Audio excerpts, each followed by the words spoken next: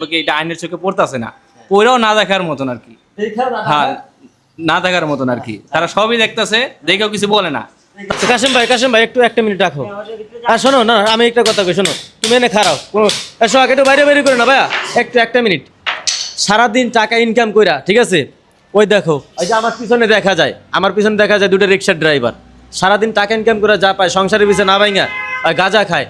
এদের বিরুদ্ধে আপনারা কি করবেন, মানে এদের পক্ষে কি করবেন আপনারা, পক্ষে আর বিপক্ষে, এগুলো কমেন্টে জানাইবেন। আর এখানে দুইজন ভাই ব্রাদার আছে, তাদের কাছ থেকে কিছু শুনবো হালকা পাতলা, এরা কি কয় তাদের জন্য।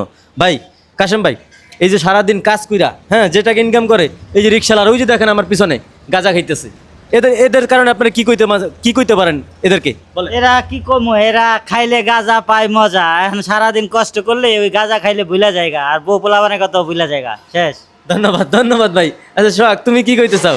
না তুমি বলো, তোমার কোনো মন্তব্য আছে এদের, মানে এরা সারাদিন টাকা ইনকাম করা যে গাঞ্জা মাঞ্জা খায়, হ্যাঁ, এদের উচিত একটা কথা তুমি জবাব দিবা। অবশ্যই বলা যায়, হ্যাঁ, তারা সারাদিন পরিশ্রম করে, আর আসলে কি এইখানে একটা গাজার স্পট হয়ে গেছে, ঠিক আছে, আসলে কি এটা আইনের চোখে পড়তেছে না, পড়েও না দেখার মতন আর কি।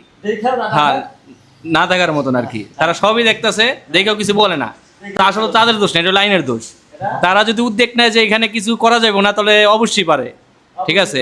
তো এই জায়গাটা মহিলারা আরো অনেক পুরুষরা সব একটা মানে মানে কি বলবো, মানে একটা উশৃঙ্খল একটা জায়গা তৈরি করে ফেলাইছে, ঠিক আছে। সোহাগ, তোমাকে অসংখ্য ধন্যবাদ, তুমিও অসংখ্য ভালো একটা কথা বলছো, আর তোমাকে বলতে হবে না, যতটুকু বোঝার তারা ততটুকু বুঝে ফেলাইছে। তো একটা কথাই বলবো, রিক্সাওয়ালা ভাইরা যদি ভিডিওটা দেখে থাকেন, অবশ্যই ভিডিওটা শেয়ার করে দেবেন। আপনারা ইনকাম করেন আপনাদের সংসারের জন্য, সেই টাকাটা যদি আপনারা নেশা করে শেষ করে ফেলান, তাহলে আপনার সংসারে মানুষ কি খাইব? ভিডিওটা ভালো লাগলে শেয়ার করে দেবেন।